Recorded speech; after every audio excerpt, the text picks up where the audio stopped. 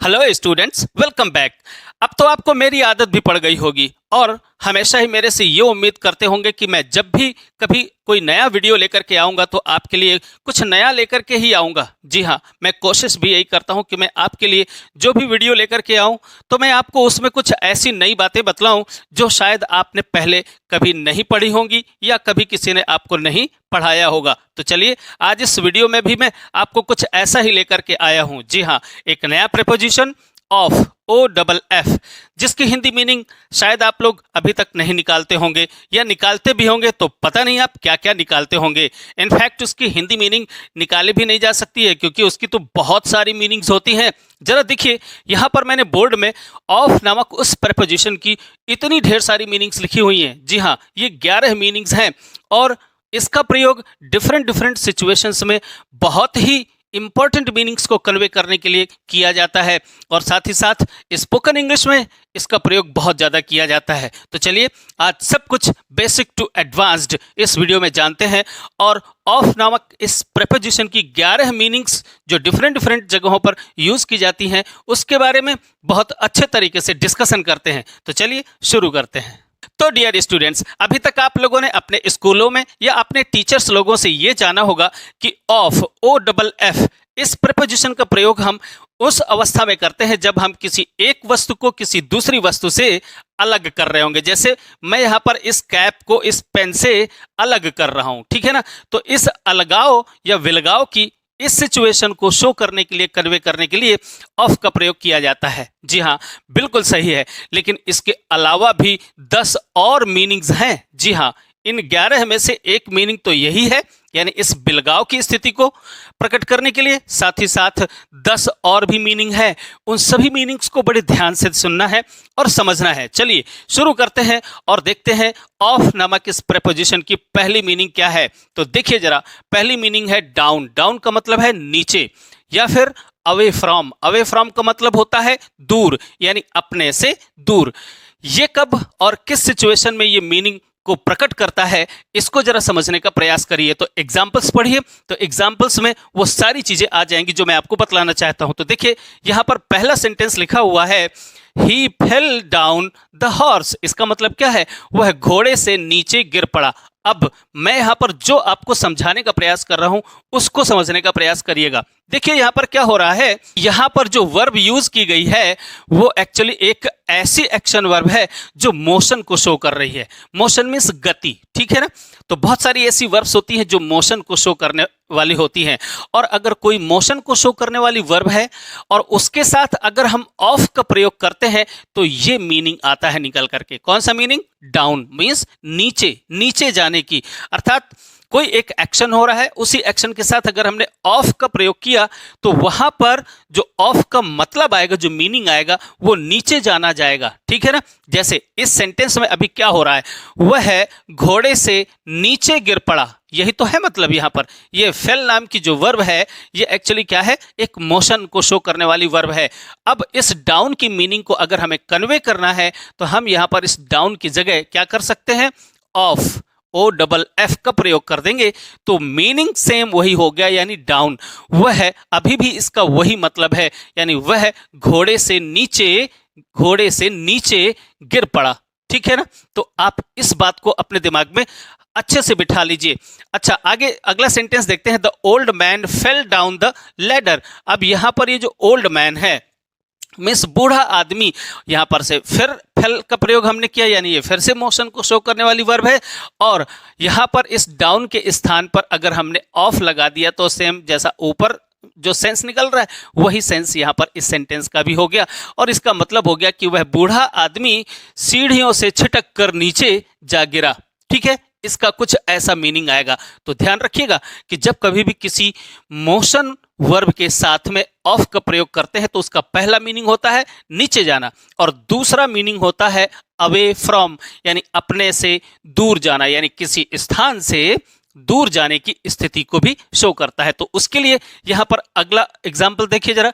जैसे कहा जाए keep away from the grass, अगर यहां पर कहा जाए कि घास से दूर हटो। सपोज कोई व्यक्ति घास के ऊपर है या घास पर है और वहां से आपको क्या कहा जा रहा है, दूर हटने के लिए कहा जा रहा है, तो वो भी एक मोशन वर्ब ही यहां पर मानी जाएगी। कीप अवे अर्थात दूर हटो, दूर हटो, घास से दूर हटो। तो यहां पर इसका मतलब अवे फ्रॉम हो गया, यानी अवे, अवे फ्रॉम के स्थान पर अगर आप यहां पर ऑफ लगा देते हैं तो सेम वही मीनिंग है जो यहां पर अवे फ्रॉम का मीनिंग था, यानी कीप ऑफ द ग्रास का मतलब वही है, keep away from the grass, right. अच्छा, एक और जरा एग्जांपल यहां पर देखिए, the rain ran away from the roof. यहां पर क्या हो रहा है, देखिए वर्षा यानी बारिश, रैन अवे, रैन माने दौड़ना, तो दौड़ना का मतलब क्या है, यहां पर दूर हटना, ठीक है।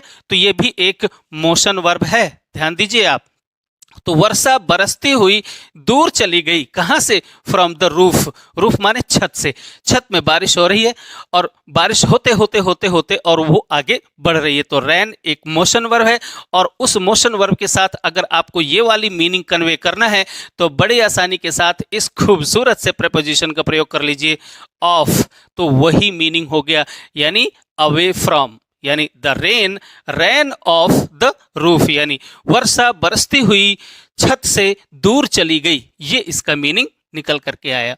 ओके, चलिए अच्छा, अब दूसरा मीनिंग देखते हैं और दूसरा मीनिंग है एक्सेसिबल फ्रॉम।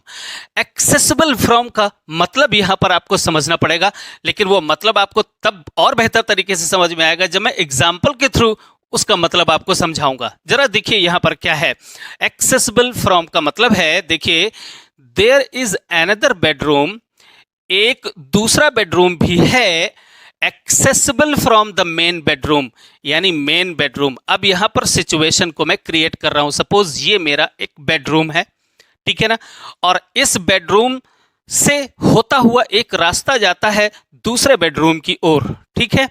तो ध्यान दीजिए, एक ऐसा बेडरूम की मैं बात कर रहा हूं जो एक्सेसिबल है, जो पहुंच या प्रवेश है, जिसको आप कह सकते हैं यारी जहां से आप होकर के जा सकते हैं। तो एक्सेसिबल फ्रॉम का मतलब होता यह है कि आप एक ऐसे स्थान, एक ऐसे पॉइंट से आप किसी दूसरे पॉइंट यानी दूसरे स्थान की ओर जाने वाले रास्ते को इंगित करता है। यानी आप उसकी अगर हिंदी आप निकालेंगे तो प्रवेश, ऐसा कुछ मीनिंग उसको निकल करके आएगा, Hindi meaning. But Hindi meaning के चक्कर में ना पड़िए, आपको सेंस समझना है कि यहां पर भी सेंस क्या कन्वे कर रहा है।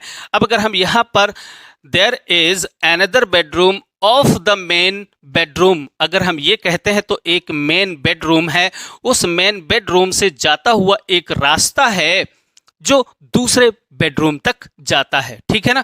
तो ये एक रास्ते की ओर संकेत करता है, किसी एक पॉइंट से किसी दूसरे पॉइंट ऑफ प्लेस पर पहुंचने वाले रास्ते की मीनिंग को ये कन्वे करता है, ये वाला ऑफ। अच्छा, इस बात को और अच्छे तरीके से जरा समझने का प्रयास करें। अगला मैंने यहां पर जो एग्जाम्पल लिखा है, क्या लिखा है, देयर इज अ नैरो लेन, एक सकरी सी गली है, ठीक है। और अगर हम यहां पर ऑफ का प्रयोग करेंगे तो सेम वैसा ही मीनिंग निकल करके आएगा जैसा यहां पर निकल रहा है। ऑफ का प्रयोग किया तो इसका क्या मतलब है, मतलब यह है कि एक सकरी सी गली है, कहां से होती हुई, द मेन रोड। सपोज ये मेन रोड चली जा रही है और इसी मेन रोड से ही लगी हुई एक पतली सी या सकरी सी गली है, तो उस सकरी सी गली के लिए जो रास्ता है वो सुलभ रास्ता बताने के लिए, यानी उसी रोड से होते हुए आप उस गली में पहुंच सकते हैं। तो इस सिचुएशन को शो करने के लिए भी आप ऑफ का प्रयोग करते हैं, ठीक है ना। अब अगर डिक्शनरी में इसकी हिंदी मीनिंग आप निकालेंगे तो वही निकलेगी जो मैंने आपको बतलाया, यानी प्रवेश। आप में से बहुत सारे लोग इस हिंदी मीनिंग को तो समझ ही ना पाएंगे, प्रवेश का क्या मतलब होता है। तो मैंने आपको एक्सप्लेन करने का प्रयास किया कि यहाँ पर प्रवेश का या एक्सेसिबल फ्रॉम का मतलब क्या है, यानी एक जगह से आप दूसरी जगह जाने वाले रास्ते को ही आप वहां पर प्रवेश हिंदी में समझ सकते हैं और इंग्लिश में उसे आप एक्सेसिबल फ्रॉम मान सकते हैं। अच्छा, अब देखते हैं अगली मीनिंग क्या है। अगली तीसरी मीनिंग है एट सम डिस्टेंस फ्रॉम। जी हाँ, इसको अच्छे से देखिए। इसका मतलब यह है कि कोई एक वस्तु या व्यक्ति किसी दूसरे वस्तु या व्यक्ति से कुछ दूरी पर है, और ये दूरी ध्यान रखिए दो प्रकार की दूरी हो सकती है। पहली दूरी तो प्लेस से रिलेटेड होगी और दूसरी दूरी टाइम से रिलेटेड होगी। ध्यान दीजिए, पहली दूरी प्लेस से यानी स्थान की दूरी होगी और दूसरी दूरी होगी वास्तव में समय की दूरी। इनको समझने के लिए जरा ये एग्जांपल्स देखिए क्या लिखे हुए हैं। There is a big cinema hall, ये एक सिनेमा हॉल है, इसकी कोई लोकेशन होगी, कोई पोजीशन होगी, ठीक है ना। और माय हाउस, मेरे घर की कोई सिचुएशन होगी, कोई पोजीशन होगी। तो ये सिनेमा हॉल और मेरे घर की कुछ एक निश्चित कोई दूरी हो सकती है। उस दूरी को बताने के लिए आप यहाँ पर ऑफ का प्रयोग करेंगे। और अगर आपने ऑफ का प्रयोग किया तो मीनिंग क्या होगी ये एट सम डिस्टेंस फ्रॉम, यानी अगर आप यहाँ पर ऑफ के स्थान पर ये लिखें तो सेम वही मीनिंग निकल करके आएगा। देखिए, there is a big cinema hall, एक बड़ा सिनेमा हॉल है, at a distance from my house, यानी मेरे घर से कुछ दूरी पर, कुछ दूरी पर। तो ये क्या हुई, ये जो डिस्टेंस है ये प्लेस का डिस्टेंस है, यानी स्थान का डिस्टेंस है, और उसका मीनिंग ये होता है यानी कुछ दूरी से या कुछ दूरी पर। तो मेरे घर से कुछ ही दूरी पर एक बड़ा सा सिनेमा हॉल है, और अगर इस मीनिंग को कन्वे करना है तो आप बड़ी आसानी के साथ ऑफ का प्रयोग करेंगे, ठीक है ना। एट सम डिस्टेंस फ्रॉम की मीनिंग को कन्वे करने के लिए। तो ये तो हो गई दूरी कौन सी भाई, प्लेस की, यानी स्थान से रिलेटेड ये डिस्टेंस है। अब अगला सेंटेंस जरा देखें यहाँ पर, Holi is still a long way of, अगर हमने कहा तो इसका क्या मतलब है। होली कोई स्थान नहीं है, जैसे सिनेमा हॉल किसी एक लोकेशन पर हो सकता है, लोकेटेड हो सकता है, बट होली कोई एक ऐसा स्थान नहीं है जो कहीं पर लोकेटेड हो सकता है। एक्चुअली होली क्या है, ये एक दिन है, और दिन क्या होता है, कोई टाइम होता है। और यहाँ पर क्या कहा जा रहा है, होली अभी भी काफी दूर है। काफी दूर है का मतलब क्या हो गया, काफी लंबे समय दूर है। उसका मैंने दूसरा एक सेंटेंस लिखा है जो मीनिंग यहाँ पर कन्वे करेगा, यानी it is a long time till then, यानी होली आने तक में अभी भी लंबा समय है। तो ध्यान दीजिए, समय की दूरी को भी प्रकट करता है ये ऑफ, और जो स्थान है स्थान की दूरी को भी प्रकट करता है, राइट। तो इस तरीके से आप ऑफ का प्रयोग तीसरे तरीके से, यानी इस सेंस को कन्वे करने के लिए भी आप ऑफ का प्रयोग आप इस तरह से कर सकते हैं। अब चलिए चौथी मीनिंग देखते हैं। चौथी मीनिंग क्या है, ये है वो मीनिंग जो सभी बच्चे लोग जानते ही होंगे। रिमूव का मतलब होता है हटाना, या सेपरेट का मतलब होता है अलग करना, और इसका ये बेसिक मीनिंग होता है ऑफ का, यानी किसी एक चीज को, यानी एक कैप है, ये मार्कर है, और इस मार्कर को और कैप को अगर अलग किया जाएगा, रिमूव किया जाएगा, तो इस सेंस में आप ऑफ का प्रयोग करते हैं। यहां पर कुछ एग्जांपल्स हैं, जरा देखिए। रिमूव और सेपरेट, सेपरेट माने भी अलग करना। जैसे कह दिया जाए, ही पुट ऑफ हिज कोट, उसने अपने कोट को अपने शरीर से अलग कर दिया। यहां पर पुट ऑफ का मतलब क्या हो गया, अलग कर देना, राइट। यानी कि उसने अपना कोट उतारा, यानी कोट को अपने से उसने अलग किया, यानी रिमूव किया। तो यहां पर ऑफ का मतलब होता है रिमूव करना। जैसे ही शॉक द रेन, उसने रेन को झाड़ दिया। शॉक का मतलब क्या होता है, शॉक की फर्स्ट फॉर्म होती है शेक, और शेक मीन्स होता है हिलाना या झाड़ना, ठीक है ना। तो ही शॉक द रेन, और रेन का मतलब क्या है, वर्षा की बूंदें। तो उसने वर्षा की बूंदों को और ऑफ कर दिया। ऑफ का मतलब क्या हो गया, सेपरेट कर दिया, हटा दिया, रिमूव कर दिया। कहां से, ऑफ हिज अम्ब्रेला, यानी अपने छाते से। तो एक सिचुएशन है, सपोज कोई भीगता हुआ बरसते हुए पानी में आया छाता लगाए हुए, और जब वो घर के अंदर प्रवेश कर रहा है तो छाते में बारिश की जो बूंदें होती हैं उसको अगर वो शेक ऑफ कर देता है, ऐसे शेक ऑफ कर दिया, तो क्या हुआ, वहां पर उसने शेक किया यानी हिलाया, ये भी एक मोशन को शो करने वाली वर्ब हुई, और इसके साथ ऑफ लगा दिया, तो वहां पर उसका मीनिंग हो गया रिमूव करना, यानी हटाना, यानी उसने उस पानी को झाड़ दिया, एक तरफ अलग कर दिया। तो इस सेंस में आप ऑफ का प्रयोग कर सकते हैं, राइट। अब चलते हैं पांचवी मीनिंग को देखते हैं अगली स्लाइड में। तो आइए स्टूडेंट्स, अब मैं बतलाता हूं आपको अगला कॉन्सेप्ट, प्रीपोजिशन ऑफ, OFF। देखिए, ऑफ का प्रयोग किया जाता है इस मीनिंग को कन्वे करने के लिए, नॉट कनेक्टेड या नॉट वर्किंग या नॉट बीइंग यूज्ड। ध्यान दीजिए, ये एक्चुअली सेंस होता है मशीनों के संदर्भ में। अगर कोई मशीन है, इलेक्ट्रिसिटी से वो कनेक्टेड नहीं है, ठीक है ना। सो अगर कनेक्शन नहीं है, तो नॉट कनेक्टेड होने के सेंस में आप ऑफ का प्रयोग करते हैं, या फिर कोई मशीन है जो वो वर्किंग कंडीशन में नहीं है, ओके, या फिर वो यूज नहीं की जा रही है, तो ऐसी किसी सिचुएशन को शो करने के लिए आप ऑफ का प्रयोग करते हैं। जरा कैसे करते हैं देख लीजिए आप, और ये स्पोकन इंग्लिश में बहुत ज्यादा बोले जाने वाले सेंटेंसेस हैं। देखिए डे टू डे लैंग्वेज में आप ऐसे सेंटेंसेस बोलते हैं, please switch the fan of. आप क्या करते हो, आप कहते हो स्विच ऑन। अब अगर आप बत्ती जलाने के लिए या लाइट जलाने के लिए, पंखा चलाने के लिए आप जलाने की बात करते हो तो ऑन का प्रयोग करते हो। अगर बंद करने की बात करते हो यानी डिस्कनेक्ट करने की बात करते हो तो ऑफ, OFF का प्रयोग करते हैं, ठीक है ना। तो किसी भी मशीन को, स्विच को, बिजली के यंत्रों को अगर इनको अगर बिजली से डिस्कनेक्ट करना है तो आप ऑफ का प्रयोग करते हैं, और ये तो इतना कॉमन है कि आप सभी लोगों को आता होगा। चलिए अगला सेंटेंस देख लेते हैं, प्लीज मेक श्योर।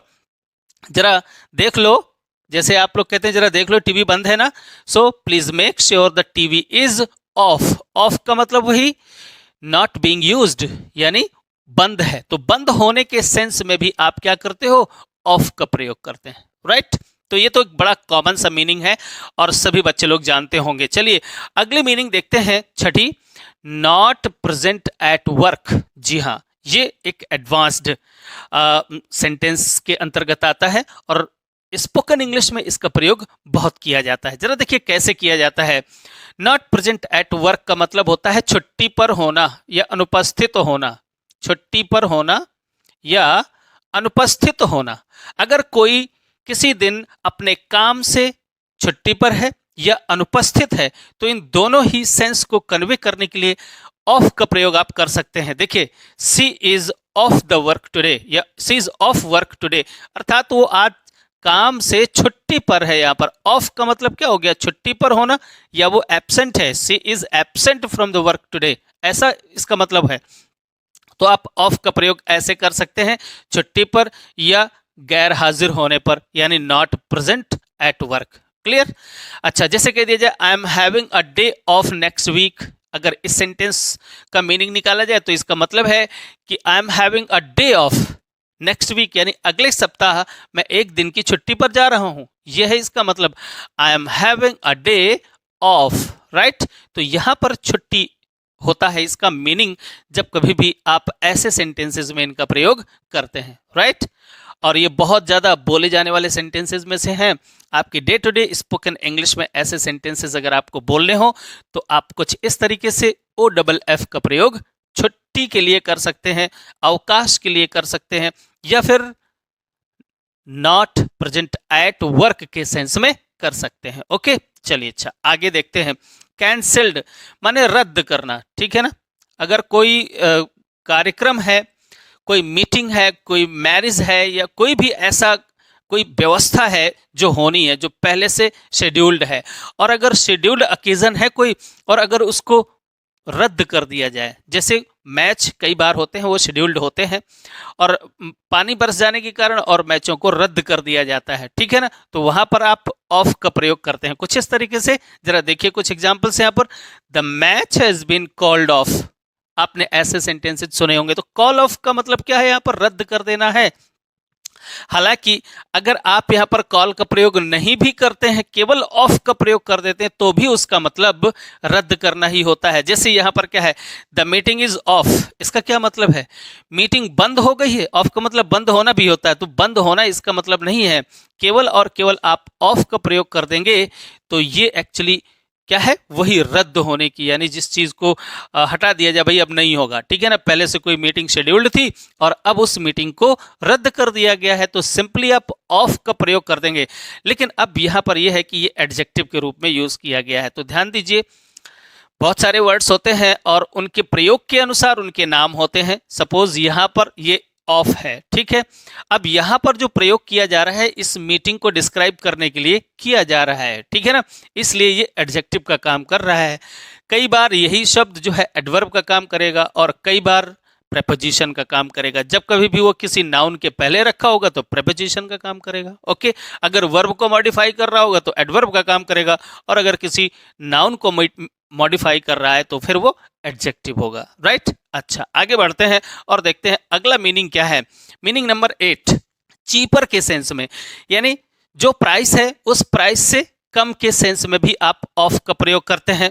अच्छा, उसी का दूसरा मीनिंग मैंने आगे लिख दिया है, less bye a certain amount, अर्थात अगर आपकी मार्केट में जाते हो और कोई भी आप चीज़ परचेज करने जाते हो, तो उस परचेज करने के लिए जो उसकी रियल प्राइस है उस प्रोडक्ट की रियल प्राइस से अगर आपको कुछ कम सस्ते में वो मिल रहा है, तो वो जो डिफरेंस है, वो जो मनी का डिफरेंस है, उस डिफरेंस को शो करने के लिए आप ऑफ का प्रयोग कर सकते हैं कुछ इस तरीके से।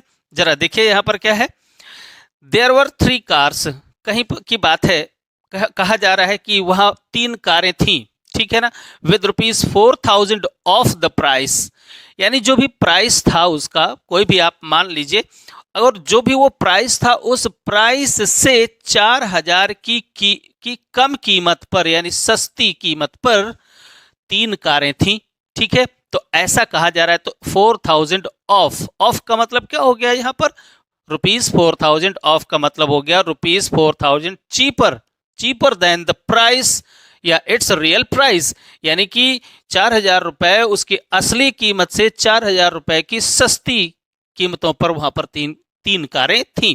तो इस सेंस को कन्वे करने के लिए, रेफर करने के लिए आप क्या करते हो, ऑफ का प्रयोग करते हो, राइट। अच्छा, अब अगला मीनिंग क्या है, देखिए जरा यहाँ पर, no longer fresh. No longer fresh का मतलब जो ताजा नहीं है, और जो ताजा नहीं होता तो वो कैसा होता है, बासी हो जाता है, ठीक है ना। तो ये भी स्पोकन इंग्लिश में बहुत ज्यादा बोला जाने वाला सेंटेंस है, आप लोग भी इसका प्रयास करिए। देखिए जरा, नो लॉन्गर फ्रेश का मतलब ऐसा कोई चीज है जो अब फ्रेश नहीं है, तरोताजा नहीं है, जो ताजा नहीं होता वो बासी होता है, कुछ ऐसा। जैसे कह दिया जाए, the milk is no longer fresh, तो इसका मतलब ये हो गया कि मिल्क जो है ताजा नहीं है, कैसा है वो, थोड़ा सा बासी हो गया है, ठीक है ना, यानी पुराना हो गया है थोड़ा सा। तो अगर आप इस सेंस को, नो लॉन्गर फ्रेश वाले सेंस को अगर आप प्रकट करना चाहते हैं, तो इतना बड़ा आपको लिखने की जरूरत नहीं है, एक खूबसूरत सा वर्ड है ऑफ, ठीक है ना। तो मिल्क कैसा है, ऑफ है, बासी है, इसका हिंदी मीनिंग आप निकालेंगे तो क्या निकलेगा, बासी, ठीक है ना। तो आपको बासी की कुछ अलग से मीनिंग ढूंढने की जरूरत नहीं है, सिंपली अगर आप ऑफ का प्रयोग कर देंगे यहाँ पर एडजेक्टिव के रूप में, तो इस मिल्क को वो डिस्क्राइब करने लग जाएगा, राइट। तो ये एडजेक्टिव के रूप में आ जाएगा, ओके। अच्छा, तो बासी होने के सेंस में आप ऑफ का प्रयोग कर सकते हैं। एक और सेंटेंस है, देखिए, the chapati you are eating, यानी वो चपाती जो आप खा रहे हो, इज ऑफ। ऑफ माने वही बासी है, यानी वो चपाती जो आप खा रहे हो, वो वाली चपाती कैसी है, ऐसी है भाई। तो ये भी एडजेक्टिव के रूप में है। तो चलिए, आप इस तरीके से भी इसका प्रयोग कर सकते हैं। अब चलिए देखते हैं नंबर 10। इसका नंबर 10 मतलब अनफ्रेंडली। ये भी बहुत ही स्पोकन इंग्लिश में बहुत ही यूजफुल है, और अक्सर आप लोग बोलते रहते हैं, आज मेरा मूड ऑफ है, ठीक है ना, मूड ऑफ है, मूड खराब है ना। तो कुछ इस तरीके के सेंस में भी आप ऑफ का प्रयोग करते हैं। देखिए जरा, अनफ्रेंडली, अगर आप किसी से अनफ्रेंडली होने का मतलब ये होता है कि आप किसी से ठीक व्यवहार नहीं करते हो, आपकी मनोस्थिति कुछ ऐसी होती है कि आप किसी से जानबूझकर नहीं, बस ऐसे ही मूड खराब है आपका, इस वजह से आप किसी दूसरे के साथ अच्छा व्यवहार नहीं करते हो, तो वो अनफ्रेंडलीनेस ही होता है, ठीक है ना। तो उस मीनिंग को कन्वे करने के लिए, यानी ये जो मीनिंग है अनफ्रेंडली होने का, जो भी मीनिंग है, इसको कन्वे करने के लिए आप ऑफ का प्रयोग कुछ इस तरह से कर सकते हैं। देखिए, my boss was rather of, यानी मेरा बॉस आज मुझसे कुछ ज्यादा ही उखड़ा हुआ था। रादर ऑफ का मतलब क्या है, उसका व्यवहार मेरे प्रति आज कुछ ज्यादा ही खराब था, ज्यादा ही उखड़े हुए मूड में या मनोस्थिति में था।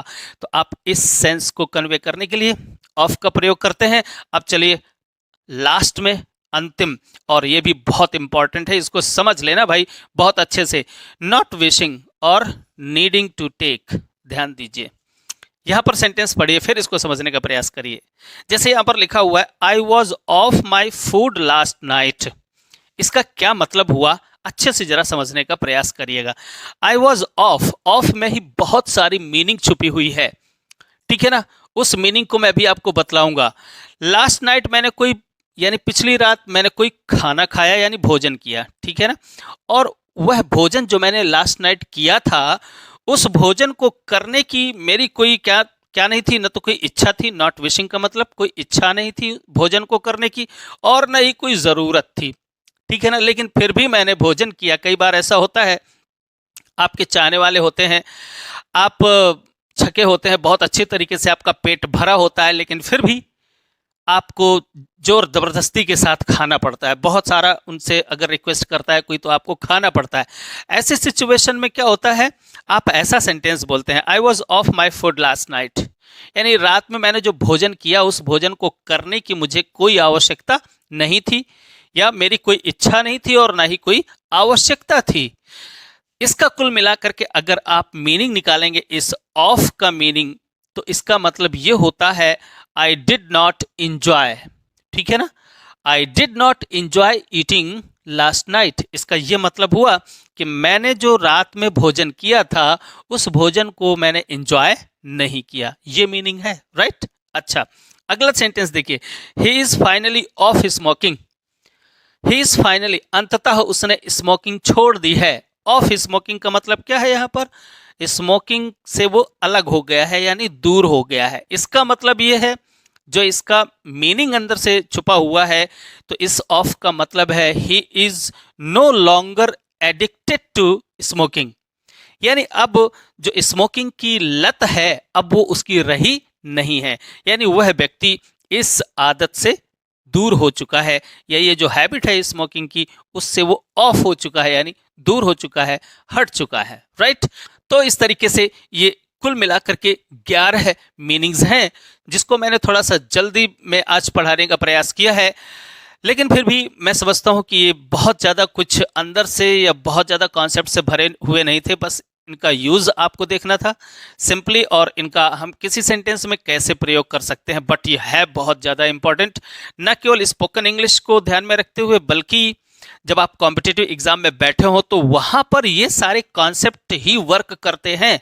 जब कभी कोई सेंटेंस रखा होता है और वहाँ पर हमारे पास 4 ऑप्शंस होते हैं, तो उन 4 ऑप्शंस में से किसी एक प्रीपोजिशन को सिलेक्ट करना ये बहुत चुनौती भरा काम होता है, बड़ा चैलेंजिंग होता है, क्योंकि वो सारे के सारे प्रीपोजिशंस हैं वो अपने अपने कॉन्सेप्ट्स लिए होते हैं। और अगर ये कॉन्सेप्ट्स आपके दिमाग में हरे भरे बने रहते हैं, अच्छे बने रहते हैं, याद बने रहते हैं, आप इनका यूज़ करते रहते हैं, तो फिर आप वहाँ पर बस चुटकी बजाते आप इस तरह के प्रीपोजिशंस को सिलेक्ट कर लेंगे और फिर नंबर भी स्कोर करेंगे। तो चलिए, आज इस वीडियो को मैं यहीं पर समाप्त करता हूँ। आशा करता हूँ कि आपको अच्छा लगा होगा। अगर अच्छा लगा है तो फिर फटाफट लाइक कर दीजिए। लाइक तो आप सबसे पहले कर दिया करिए, बाद तक तो बहुत कम बच्चे ही, क्योंकि सभी लोग बहुत ही जल्दबाजी में सब कुछ सीखना चाहते हैं ना। तो भाई, अगर जितनी जल्दबाजी करोगे सीखने के लिए, आपकी जो आउटकम निकलेगा, उसका जो रिजल्ट निकलेगा, वो उतना ही खराब होगा। तो पढ़ाई में आपको कभी भी जल्दबाजी नहीं करनी चाहिए, ठीक है ना। मैं आपको यही सजेशन दूंगा, और हमेशा ही मैं चाहता हूं कि मैं जितने भी वीडियोस बनाऊं मैं आपको डिटेल्ड बनाऊं, उसके पीछे के लॉजिक्स भी मैं आपको बतलाऊं, ठीक है।